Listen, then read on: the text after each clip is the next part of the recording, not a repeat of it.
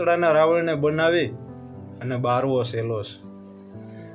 મનરૂપી રાવણને મારો આ સુરતારૂપી સીતાનું હરણ કરી જાય છે. આજે મનરૂપી રાવણ રહ્યો એ કેટલો બધો ભયંકર છે.